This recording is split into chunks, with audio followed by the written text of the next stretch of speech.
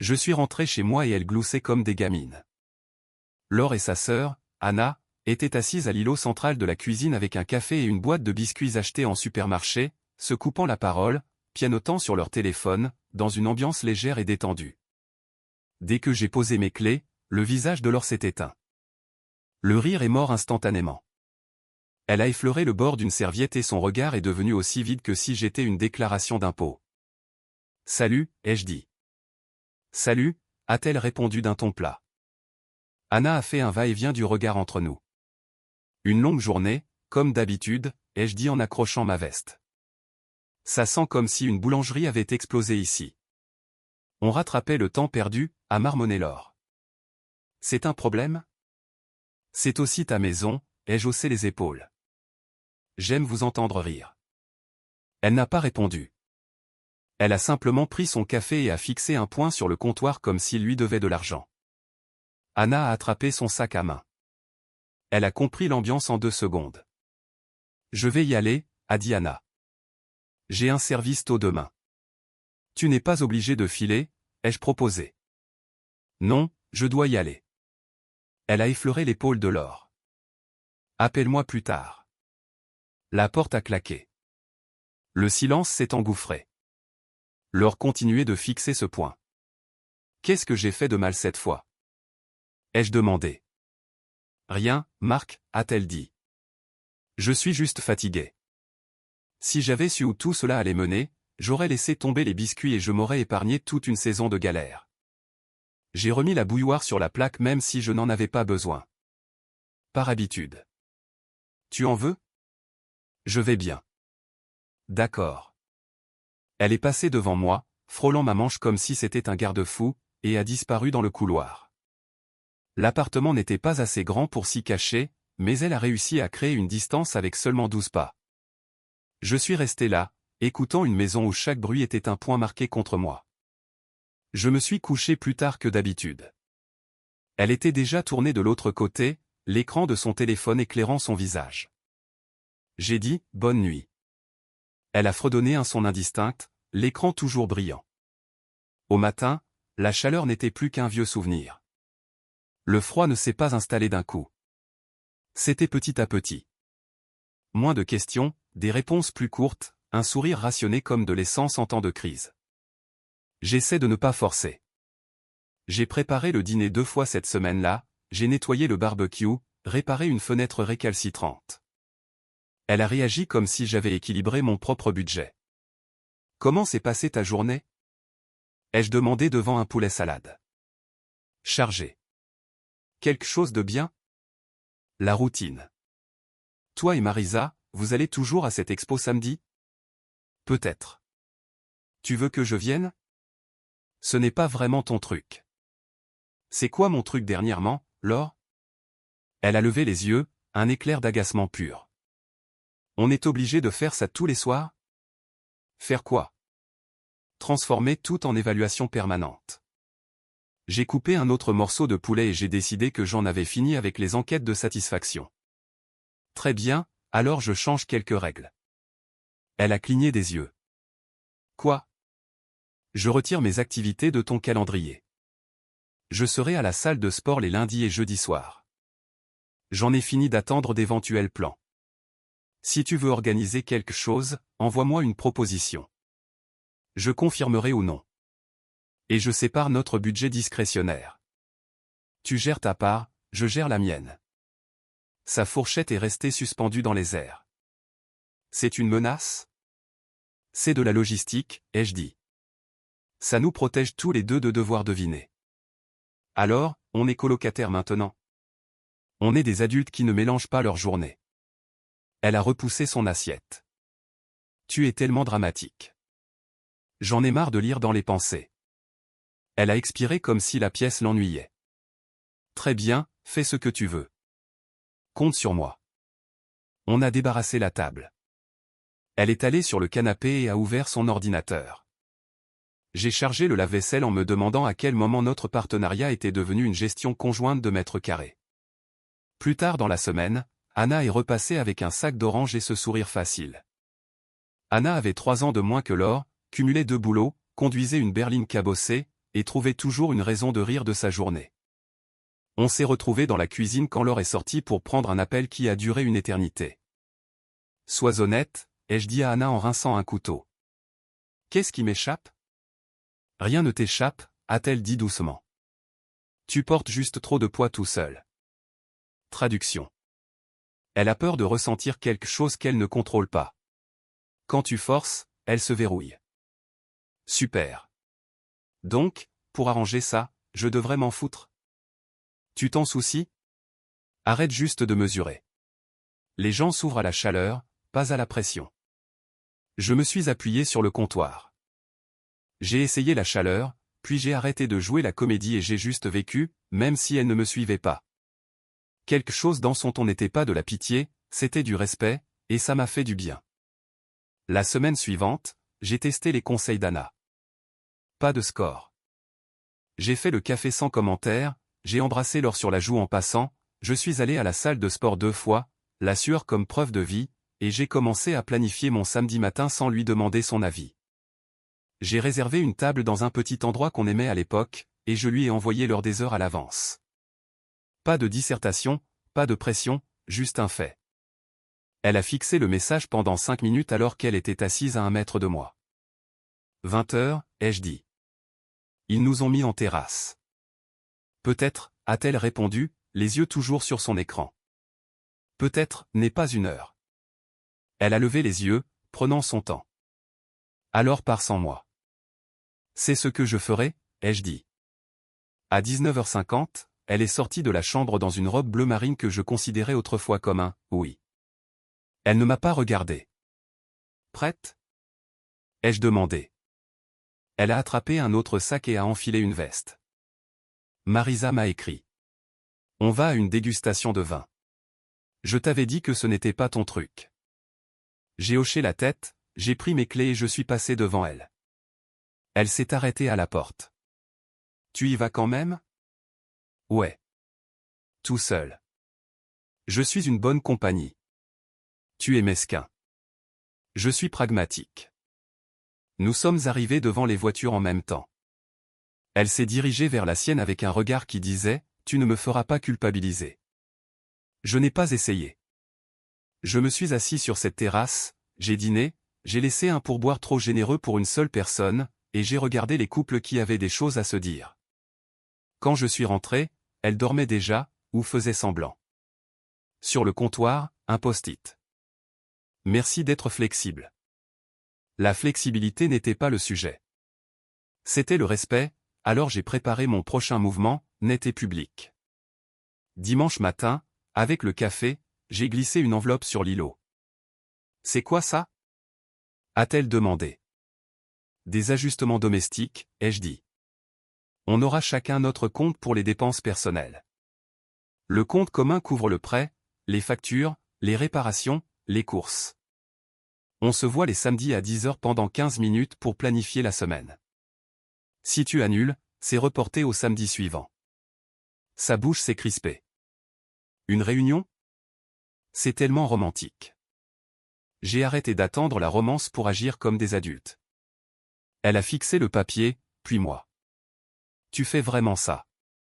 C'est déjà fait. Les comptes sont créés. Elle s'est adossée. Tu ne me fais pas confiance. Je me fais confiance, ai-je dit. Et j'en ai assez de ce jeu de devinettes. Elle a tapoté ses ongles sur le comptoir. Quelque chose qu'elle faisait quand un argumentaire ne fonctionnait pas. Je vais essayer de faire mieux. D'accord. Tu peux arrêter. Je ne te punis pas. C'est de la stabilité. Très bien, a-t-elle encore dit, ce mot étiré et fragile. Très bien. 2 jours plus tard, elle a posé sa main sur mon épaule en sortant et a lâché un discret « J'apprécie vraiment ce que tu fais ». C'était le premier signe d'assouplissement, une petite bonté comme une éclaircie. J'avais envie d'y croire. Je me suis laissé aller un peu. Ce soir-là, elle a ramené un plat thaï à emporter et m'a interrogé sur ma présentation client. On a mangé à l'îlot. Elle a ri 2 fois à mon histoire sur ce collègue qui pensait qu'Excel était un test de personnalité. Pendant 1 heure, nous étions normaux. Puis elle a ajouté, j'ai besoin de plus d'espace, cependant. Arrête de me surveiller. Je suis à la salle de sport, tu te souviens? 2 fois par semaine. Je ne te surveille pas. Ça fait quand même beaucoup. Quelle partie? Le fait que je vérifie, que je t'observe, que je compte les points. J'ai posé ma fourchette. J'ai posé des règles pour qu'on arrête justement de compter les points. Elle a gratté une démangeaison invisible sur son poignet. Tu m'étouffes avec ton organisation. Tu étais étouffé par la spontanéité le mois dernier. Ne déforme pas les choses. Je te cite. On a fini de discuter, a-t-elle dit. Et range les restes. Laissez-moi mettre l'histoire en pause juste un instant. Si vous écoutez toujours, merci d'appuyer sur le bouton « like » de cette vidéo. Ça aide vraiment YouTube à montrer cette histoire à plus de gens. Merci beaucoup pour le soutien. Maintenant, retournons à l'histoire. Le samedi suivant, à 10 heures précises, je me suis assis avec le calendrier et le budget. Elle est arrivée en retard, s'est assise avec son téléphone et a déclaré qu'elle avait une semaine chargée. J'ai hoché la tête, j'ai bloqué du temps pour mes propres activités et j'ai mis fin à la réunion à 11 minutes. Pas de supplication pour son attention, pas de tourment. J'ai pris mon initiative en dehors de la maison aussi. Lundi, j'ai dit à mon partenaire de projet, Nathan, que je serais sur la route jeudi pour voir un client que j'aurais normalement appelé en visio. Tout va bien, a-t-il demandé en me jetant un coup d'œil par-dessus son mug. Tout va très bien, ai-je dit. J'en ai fini d'attendre à la maison une énergie qui ne vient jamais. Il a esquissé un sourire ironique. C'est un emploi du temps, ça. Jeudi, j'ai conduit 2 heures, j'ai serré des mains, j'ai résolu un problème avec un tableur et une blague sèche, et j'ai réalisé que l'air semblait moins lourd quand je ne me censurais plus. Sur le chemin du retour, j'ai éteint la radio et j'ai réfléchi à la différence entre la paix et le silence. La tension avançait comme le mauvais temps. L'heure oscillait entre froideur, dédain et mise en scène, selon le public. À un barbecue chez des voisins, un gars a demandé depuis combien de temps nous étions mariés. Avant que je puisse répondre, elle a ajouté, assez longtemps pour qu'il pense que manger des légumes est un trait de caractère. Le cercle a ri. J'ai souri et retourné une saucisse qui n'était pas la mienne. Plus tard, dans la voiture, j'en ai parlé. Tu as fait de moi une blague. C'était une blague, a-t-elle dit. C'était une pique. Tu es trop sensible. Peut-être que tu es trop désinvolte avec le respect. Elle a croisé les bras, tourné vers la fenêtre. Tu gâches tout en analysant tout.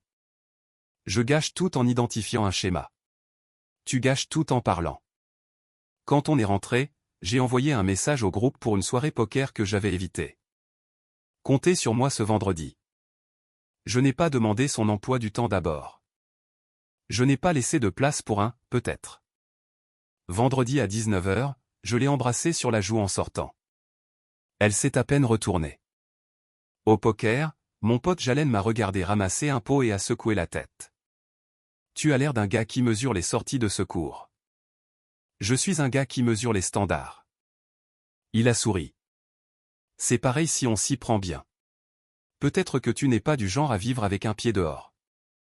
Non, j'ai dit que je suis le genre à réparer la porte ou à quitter le bâtiment. Alors dis ce que tu veux et fais en sorte que ça coûte cher de ne pas te le donner. Je l'ai fait. J'ai pris un risque sur un terrain neutre. La semaine suivante, les amis de Laure ont voulu organiser une soirée-jeu. Le salon s'est transformé en scène, planche de charcuterie, vin médiocre, un jeu de cartes que personne ne voulait apprendre. Je me suis levé, j'ai mis des bretzels dans un bol et j'ai choisi mon moment. Avant de commencer, ai-je dit, calme et clair. 2 choses. 1. Si on est ensemble en public, on ne se tire pas dans les pattes. 2. Si un projet est annulé à la dernière seconde, on ne le reporte pas. On le remplace par autre chose plus tard. C'est tout. Marisa a cligné des yeux. Eh bien, les règles de la maison. Du respect de base, ai-je dit. Laure a ri. Un petit son sec. Tu dictes les commandements maintenant? Je clarifie les termes. J'ai regardé la pièce. J'aime chaque personne ici. J'aime aussi ne pas être transformé en punching ball. Le silence s'est installé comme un nouveau tapis. Marisa s'est raclé la gorge. Juste. On a commencé le jeu. Laure évitait mon regard. C'était gênant pendant 5 minutes. Puis l'air a changé. On a joué, on a plaisanté, et personne n'a cherché à atteindre la dignité de l'autre. Quand la dernière personne est partie, Laure est restée près de la porte, la main sur la poignée. Tu m'as embarrassé, a-t-elle dit. J'ai posé une limite. Tu l'as fait devant des gens. C'était le but. C'est plus facile de tenir une règle que tout le monde a entendue. Elle m'a fixé comme si j'avais mal prononcé son nom. Tu es différent, dernièrement. J'ai arrêté de courir après. Et si je ne change pas, alors on a des données. C'est laquelle a tenté le deuxième assouplissement. 2 jours d'une douceur excessive. Elle m'a réveillé avec du café, a demandé mon programme de sport, a fait tout un numéro pour plier mes chemises, m'a même envoyé un message à midi, tu es libre pour dîner? J'ai été touché 1 minute, car je ne suis pas fait de pierre. Nous sommes allés dans un resto décontracté et avons partagé un burger. Elle a pris ma main sur la table comme si nous étions au début. Je me souviens pourquoi je t'ai épousé, a-t-elle dit. Je me souviens avoir voulu me sentir vu. J'ai répondu, sans retirer ma main. Je peux faire ça, a-t-elle dit. On repart à zéro. Un nouveau départ. J'ai hoché la tête. Ok, alors demain, faisons la réunion hebdomadaire à 9 h et planifions 2 sorties pour ce mois-ci. Elle a souri. C'est entendu. Elle ne s'est pas présentée à la réunion. J'ai attendu 10 minutes, puis 20, puis je lui ai envoyé un message. Je reporte la réunion au samedi prochain. Elle n'a pas répondu. À midi, elle est entrée, déjà habillée comme si elle avait mieux à faire. Je me suis rendormi, a-t-elle dit. Pas grave. Ça l'est pour moi, ai-je dit. Tu rends tout lourd à nouveau. Tu fais des promesses comme des coupons qui expirent immédiatement. Tu peux arrêter de me parler comme à une cliente? J'aurais plus de respect pour un client qui fait faux bond. Ce soir-là, nous n'avons presque rien dit. Au matin, je me suis réveillé avec un email transféré sur notre adresse commune. Une confirmation de location dans une autre ville, pour un meublé. Son nom, ses dates. Début du mois prochain. L'objet, bienvenue. J'ai attendu sur le porche jusqu'à ce qu'elle sorte, sac à la main. C'est quoi ce bail, ai-je demandé en tenant mon téléphone. C'est du court terme, a-t-elle dit rapidement. J'essaie juste quelque chose. C'est une opportunité de travail. N'en fais pas une histoire. C'est un déménagement. C'est une exploration, a-t-elle dit. J'ai besoin de me trouver. Tu seras très bien. Tu l'as signé sans me le dire. C'est plus simple comme ça. Bien sûr, ai-je dit. Alors, faisons simple. Elle a froncé les sourcils. Qu'est-ce que ça veut dire? Ça veut dire qu'on a fini de faire semblant que c'est temporaire. Je m'occuperai du prêt. Tu prends tes affaires. Pas de drame. Tout ça parce que je veux grandir. Tout ça parce que tu as planifié un départ pendant que j'achetais les courses. Sa mâchoire s'est serrée. Tu fais de moi la méchante. Je ne fais rien de toi. Je me retire de ton arc narratif. Elle m'a fixé pendant une longue seconde, comme si le mouvement que je venais de faire n'était pas autorisé dans le manuel qu'elle aimait. Puis elle a hoché la tête comme si elle parlait à un entrepreneur. Très bien. Il a fallu 4 jours pour trier les cartons. Elle a gardé ses vêtements, ses livres, le tableau de sa tante, et quelques petits objets de cuisine. Elle a laissé la voiture qu'on avait achetée ensemble. Elle n'a pas discuté pour la maison. Elle n'a pas pleuré, n'a pas fait de discours. Elle a juste fait une liste, vérifié 2 fois, et a attendu dans l'allée 1 minute de trop. Sur le porche, Anna tournait autour avec un sac rempli d'objets divers que Laure avait oubliés il y a des années. De vieilles écharpes, un mug en céramique d'un voyage qui signifiait autrefois quelque chose. Elle a regardé sa sœur charger le dernier carton. « Tu veux que je vienne avec toi ?» a demandé Anna. « Non » a dit Laure. « Je vais bien. » Anna a hoché la tête et a fait un pas en arrière. Laure m'a jeté un coup d'œil comme si j'étais un voisin qu'elle ne reverrait plus. « Bonne chance » a-t-elle dit. « À toi aussi. » La voiture est partie. La maison a expiré. La première semaine en solo a été un coup dans les tibias. Ce n'était pas le chagrin d'amour. C'était le silence avec trop de mètres carrés. Je me réveillais à 6 heures malgré tout, je faisais le café, j'allais travailler, je restais tard, je rentrais devant un comptoir propre. Parfois, je m'asseyais sur les marches arrière avec une bière et j'écoutais les vies des autres passer au-dessus de la clôture. Anna ne m'a pas laissé me noyer. Elle passait sous prétexte de récupérer son sac et repartait avec mon panier à linge. Elle m'écrivait « Tu manges, hein ?» Elle m'a traîné au marché fermier un samedi et s'est moquée de mon incapacité à choisir des tomates. « Choisis juste celles qui n'ont pas l'air d'avoir perdu une bagarre », a-t-elle dit. C'est une barre haute. Tu compliques tout. Je suis doué pour ça. Essaie d'être doué pour laisser les choses simples. On marchait sans trop parler de l'or. Quand on le faisait, c'était pratique, pas scientifique. Je lui ai dit que j'avais fini d'analyser. Elle m'a cru. Laure a envoyé quelques messages au début. Ils étaient polis, presque corporatifs. Merci de rendre ça facile. J'espère que tu vas bien. Je ne les ai pas ignorés. J'ai répondu sur le même ton. Puis elle s'est tue. Le printemps s'est transformé en autre chose. J'ai réparé quelques trucs dans la maison qui étaient en attente parce que la vie était une salle d'attente. Le toit du Porsche, le conduit qui vibrait dans le couloir. Je suis allé régulièrement aux soirées poker. J'ai fait un week-end sur la côte, seul, sans faire de discours à qui que ce soit. Je me souvenais du son de mes propres pensées sans commentaire de fond pour les noter. Anna continuait de passer, pas comme une sauveteuse, plutôt comme une voisine qui connaît les bonnes clôtures et le meilleur café. On avait ces discussions tardives quand elle passait après un service du soir. La télé était en sourdine, un match que personne ne regardait, et on s'échangeait des histoires sur la stupidité de la journée. La ville semblait plus petite quand elle était là. Une nuit, j'ai posé la question qui m'avait pesé comme un caillou. Dis-le franchement, lui ai-je dit. Qu'est-ce que j'étais censé faire pour faire sourire Laure à nouveau? Anna m'a regardé, honnête d'une manière qui rendait les choses faciles. Arrête d'essayer de gagner. Commence à vivre comme si tu n'attendais pas d'être choisi. J'ai fait ça. Je sais. Et parfois, la personne qui peut te rencontrer là-bas n'est pas celle avec qui tu as commencé. On a laissé infuser. Pas de poésie, pas de sermon, juste deux personnes qui avaient fait le calcul. Les mois ont passé. Un schéma stable est plus chaud qu'un feu de joie. Travail solide. Maison calme mais pas vide. Je ne cherchais rien, ce qui est apparemment le moment où tu trouves quelque chose qui n'est pas de la performance. Ça a commencé petit, évident seulement si tu étais là. Je construisais une étagère et Anna me tendait un niveau sans faire de blagues sur la masculinité. Je faisais des grillades et elle apportait une assiette en disant « Ne brûle pas les bons morceaux ». On riait de rien, puis de quelque chose.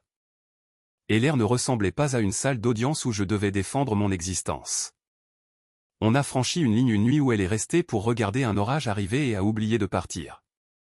Pas de drame, pas de discours, juste un fait qui se posait exactement là où il devait. On n'a pas précipité les choses. On ne les a pas cachées non plus. Quand ce fut le moment, on l'a dit aux personnes à qui on devait la vérité. Il n'y en avait pas beaucoup. À l'hiver, je lui ai demandé d'emménager. Elle a dit oui, comme si elle y vivait déjà de toutes les manières qui comptaient. Au printemps, on a fait une petite cérémonie à la mairie avec ses parents, mon frère et personne d'autre. Pas de bague avec projecteur et chorale. Juste, tu es sûr? Oui. Très bien. J'étais différent, pas nouveau, juste libéré d'un poids. Je n'avais pas besoin d'un tour de victoire. J'avais besoin d'une vie qui ne nécessitait pas de notes de bas de page. Presque un an jour pour jour après le départ de Laure, ses parents ont organisé un dîner d'anniversaire. Grande table, rôti. Les histoires de son père sur la reconstruction d'un Porsche pendant un ouragan qui n'en était pas un. L'habitude de sa mère d'offrir à tout le monde plus de purée comme si ça résolvait les problèmes politiques. La famille, mais pas celle qui te traite comme un animal de compagnie. De vraies personnes avec leurs propres angles. Anna est entrée avec moi. Nos mains liées sans autre raison que le fait qu'on aimait ça. J'ai fait un signe aux gens que je connaissais, j'ai accepté les tapes dans le dos, content de te voir, mec, et on a trouvé nos places. C'est là que je l'ai vue. Laure était à l'autre bout. Un demi-sourire collé sur son visage comme une étiquette qui ne se décolle pas. Elle avait l'air fatiguée d'une façon que le maquillage ne peut cacher. Pas une tragédie, juste usée. Elle a croisé mon regard, puis ma main dans celle d'Anna, et toute l'animation a disparu de son expression. Pendant une seconde, elle a eu l'air d'avoir perdu une vie. On s'est assis. La conversation coulait autour de nous. Je suis resté simple. J'ai ri avec son père à propos d'un poteau de clôture cassé. J'ai demandé à sa mère des nouvelles du groupe paroissial. Anna a serré ma main sous la table une fois. Pas un signal, juste une présence. Je buvais une gorgée d'eau quand la chaise de Laure a raclé le sol. Elle s'est approchée à pas feutrés et s'est arrêtée derrière moi. « On peut parler ?» a-t-elle demandé, la voix basse. J'ai levé les yeux. « Bien sûr », ai-je dit. « Tu es la sœur de ma femme. On devrait toujours pouvoir parler. » Ça l'a frappée comme une rafale. Elle est devenue pâle. On pouvait voir le calcul se faire derrière ses yeux. Femme. Elle ne savait pas. Personne ne lui avait dit. Peut-être qu'elle était trop loin. Peut-être que ses sources s'étaient taries. Quoi qu'il en soit, la pièce a changé. Elle a ouvert et fermé la bouche une fois. Dehors, a-t-elle dit. Anna m'a jeté un coup d'œil. Je lui ai fait un petit signe de tête. Elle a posé une main sur mon bras, et est restée assise. Ça, c'était important. J'ai suivi Laure sur le porche. La soirée avait cette odeur douce d'herbe coupée et de charbon du barbecue du voisin. Elle se tenait près de la rambarde et ne savait pas où mettre ses mains. Je ne savais pas, a-t-elle dit, les mots venant avec peine. Je t'avais dit qu'on restait discret avec Anna. Oui, elle a dégluti. Tu es sérieux. Je le suis. Tu ne pouvais pas me le dire? Tu es parti, ai-je dit doucement. Nous n'avions plus ce genre de relation. Elle s'est adossée à la rambarde. J'ai fait des erreurs. J'ai fait des choix. J'ai dit des mots différents. Je pensais que tu serais plus avancé maintenant. J'espère que tu y arriveras. Elle a fixé un point dans le jardin. J'ai perdu plus que ce que je réalisais. Ça arrive quand tu te trompes sur la valeur du respect, ai-je dit. Pas cruel, juste honnête. Elle a levé les yeux. On peut réessayer, toi et moi. J'ai demandé. Elle a hoché la tête une fois. Non, ai-je dit. Sa gorge s'est nouée. Juste comme ça? Juste comme ça, ai-je dit. J'ai appris à vivre sans toi. Puis j'ai appris à vivre heureux. Je ne rends pas ça. J'avais peur, a-t-elle dit. Je ne savais pas comment me sentir en sécurité et ouverte en même temps. Je comprends. Tu voulais le contrôle plus que le partenariat. Je voulais le partenariat plus que l'ego. On a tous les deux eu ce qu'on a demandé. Elle a croisé les bras, le mouvement qu'elle utilisait toujours pour négocier. Je pourrais faire mieux maintenant. Je pourrais faire pire, ai-je dit légèrement. Mais je ne le ferai pas. Tu es plus froid que dans mes souvenirs. Je suis clair, ai-je dit. Je ne suis pas en colère. J'ai fini. Elle a cligné des yeux comme si le mot piquait. Tu ne veux même pas entendre parler de mon année? J'espère que tu trouveras ce dont tu as besoin, ai-je répété. Mais on ne se doit plus d'histoire. Sa bouche s'est crispée, puis relâchée. C'était toujours la préférée, a-t-elle marmonné. Et j'ai vu le moteur derrière tout ça. Pas de romance, pas de destin. Un classement de toute une vie qu'elle voulait réparer en gérant la réalité. Le contrôle déguisé en recherche de joie. Ne fais pas ça, ai-je dit. Faire quoi? Transformer ça en compétition? Tu peux encore gagner. Il n'y a rien à gagner ici. Il y a juste des chemins. Nous ne sommes pas sur le même. Elle a ouvert les mains comme si elle pouvait attraper le moment et le remettre sur l'étagère. Tu me manques, la façon dont tu me regardais. Je me manque à moi aussi, la façon dont je me regardais, ai-je dit, et c'était la réponse la plus honnête que je pouvais donner. Elle a hoché la tête une fois, un mouvement petit et désespéré. Ok. On est rentré. Je me suis assis à côté d'Anna, qui n'a pas demandé de rapport. Elle m'a glissé un plat de haricots verts comme si on était juste sorti pour chercher des serviettes. À travers la table, Laure nous regardait avec les yeux de quelqu'un dans un musée. voyant une exposition dont elle ne savait pas qu'elle existait. Le dîner a continué. Son père a raconté une autre histoire. Sa mère a rempli les assiettes. J'ai regardé la pièce et j'ai ressenti quelque chose que je n'avais pas identifié il y a un an. Je ne me préparais pas à un choc. J'étais juste présent. Après le dessert, Laure a essayé une dernière fois. Un SMS a bipé sur mon téléphone. On peut parler demain? Un café. J'ai posé le téléphone face contre table et j'ai fini ma conversation avec son père sur les poteaux de clôture. Quand on est arrivé à la voiture, je l'ai dit à Anna. Elle a écrit. Tu vas répondre, a demandé Anna. Je vais vivre ma vie, ai-je dit. Bon plan. Au matin, le texte avait un suivi. Je suis désolé. Je n'ai pas répondu. Pas parce que je voulais lui faire du mal, mais parce que le chapitre avait un point final et que je ne réécrivais pas la ponctuation. Elle a continué à essayer de me joindre pendant un moment. Simple au début. J'espère que tu vas bien, puis plus lourd. On pourrait réparer ce qu'on a cassé. Je n'ai pas joué à ce jeu. Je n'ai pas laissé la porte entr'ouverte. J'ai bloqué le numéro après le 3e message. Pas une crise, une limite, une sortie propre. De nos jours, la maison ressemble à nous. Il y a un 2e mug à côté du mien chaque matin. Il y a une plante près de la fenêtre qui survit parce qu'Anna se souvient de l'arroser. Mon camion fonctionne mieux parce que je fais l'entretien à temps quand je ne suis pas en train de négocier mon emploi du temps. Ça marche bien. Les gens savent que je suis fiable parce que j'ai arrêté de me plier au chaos que je n'avais pas causé. J'ai pris une promotion que j'avais évitée quand j'étais occupé à gérer les humeurs à la maison. Il s'avère que le temps que tu récupères peut rapporter gros. Le samedi, on fait un rapide point avec un carnet et on planifie la semaine. 15 minutes max. La règle que j'avais écrite pour un mariage raté est devenue une habitude dans un bon. On ne compte pas les points. On garde la structure. Puis on vit. Parfois, on part en randonnée quelques heures. Rien de dramatique.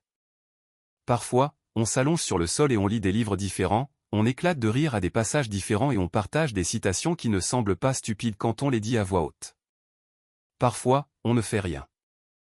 Ce « rien » est honnête. Ce n'est pas un échec. C'est une vie. J'ai croisé Marisa à l'épicerie le mois dernier. Elle a demandé comment j'allais, les yeux cherchant du potin. Je lui ai dit la vérité. Stable.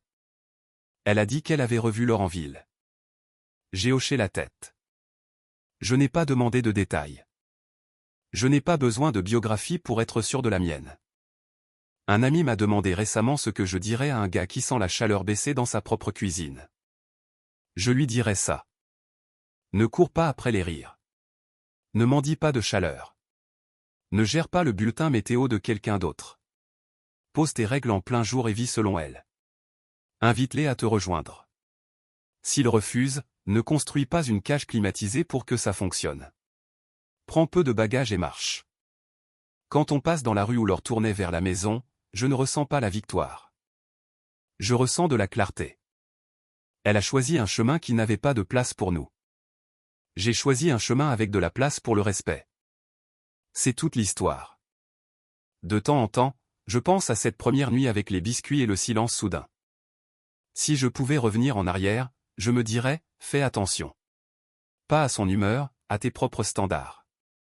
Parce que la minute où tu commences à les négocier, tu te transformes en un homme qui cherche la permission d'être lui-même. Je ne cherche plus de permission. Je ne distribue plus de bons de sortie non plus. Je vis comme si mon temps était à moi. Le reste, si c'est bon, arrive et reste. On a nettoyé le porche le week-end dernier. Anna a posé une nouvelle carte près de la porte, simple, rien d'intelligent, et m'a souri par-dessus son épaule. Ça ressemble à la maison, a-t-elle dit. Ça l'est, ai-je répondu. C'est tout.